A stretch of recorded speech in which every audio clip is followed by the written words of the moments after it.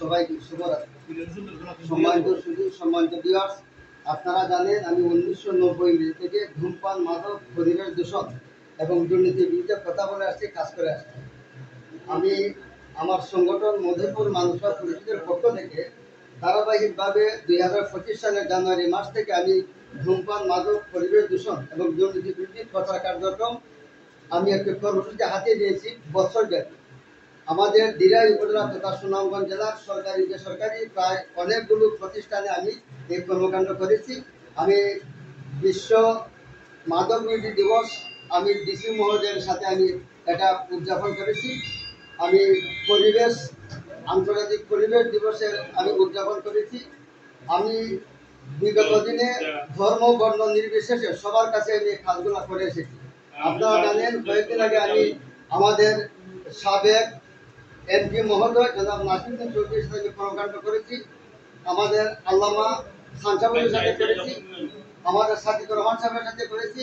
তারই ধারাবাহিকতা আমি আজকে এসেছি আমাদের দিরাই সাল্লার প্রবীণ বর্ষিয়ান ব্যক্তি, সাবেক বিচারপতি এবং দিরাই সাল্লাহ আসনের সাবেক সংসদ সদস্য, বর্তমানে উনি আবার সংসদ সদস্য প্রার্থী।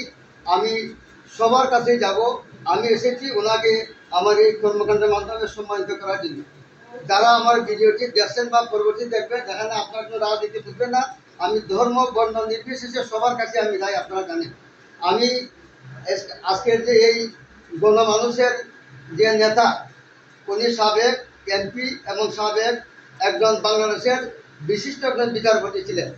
উনি আমাকে স্নেহ মমতা করেন সবসময়। 2006 সালে উনি আমাকে একটা সাদা কালো কার্ড দিয়েছিলেন। এই কার্ডটি এখন আমি লালন করেছি, আমার ডায়েরির মধ্যে রেখেছি। আমি কয়েকদিন আগে এই কার্ডে আমি লেমিনেটিং করে রেখেছি। আমি এসেছি স্যারের কাছে। আমার কর্মকাণ্ড আপনার কাছে কতটুকু ভালো লাগে আপনারা জানেন। বিগত দিনে যারা প্রচারণা করেছেন এমপি প্রার্থী হিসাবে, অনেকে খেলাধুলার আবেদন করেছেন, অনেকে অনেক কিছু করেছেন, বিনোদনের আবেদন করেছেন। আমি একটা লাইভ করেছিলাম এবং একটি স্ট্যাটাস দিয়েছিলাম ফেসবুকে। আপনারা যারা বিনোদনের আবেদন করেছেন, আপনারা যারা বিভিন্নভাবে ভোটারদের পাশে গিয়েছেন, আপনারা অনুগ্রহপূর্বক যার যার অবস্থান থেকে আপনারা মাদকের বিরুদ্ধে, দুর্নীতির বিরুদ্ধে সমাবেশ করেন।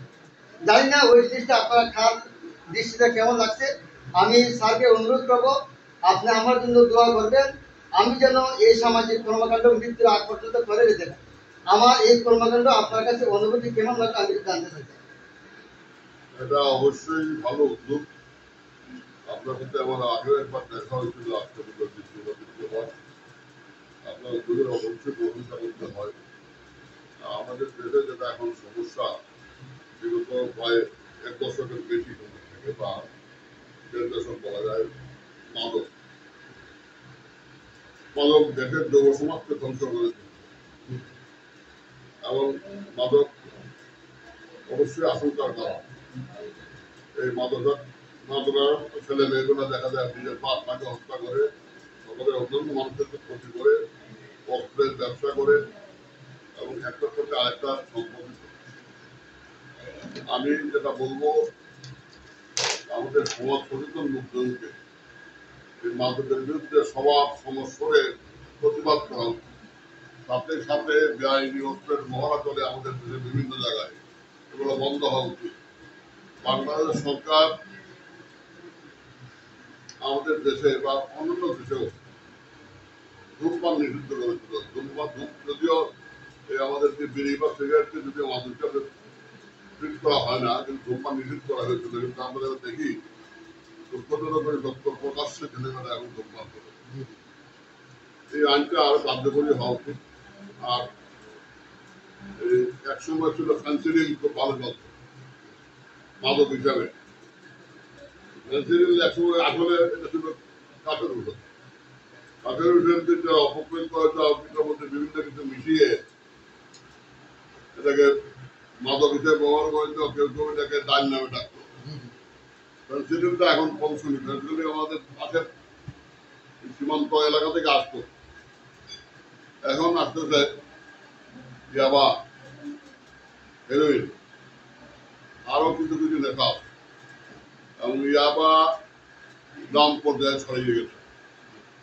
এবং দিরাই জেলার মানুষের কাছে শুনি, বিশেষ করে দিরাই আশপাশে, দিরাই বাজারের আশপাশে বাতিরাট থেকে একটু ভিতরের গ্রামগুলোও আবার ব্যবসা বিস্তার লাভ করেছে।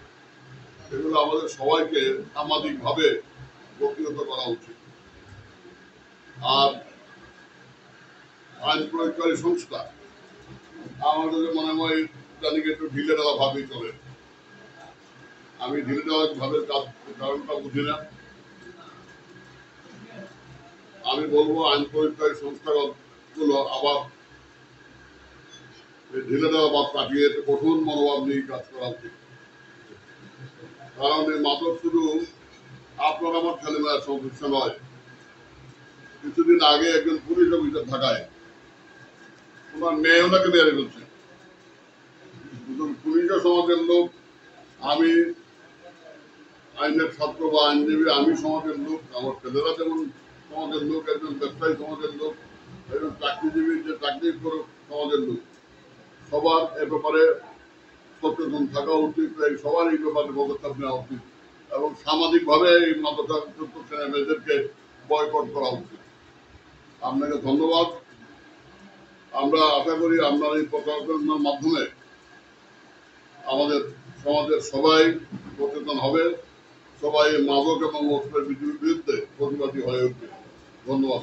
ধন্যবাদ স্যারকে। সম্মানিত আমি এসেছি, আপনারা দেখতে পাচ্ছেন এখানে মাদক সংকলিত স্টিকার আছে।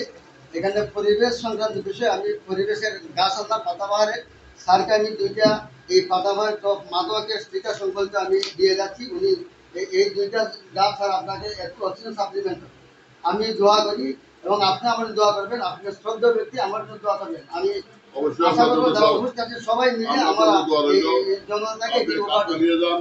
আপনি বলবো যে আপনি এখানে আপনার সব সংগঠনকে আরো বড় করেন।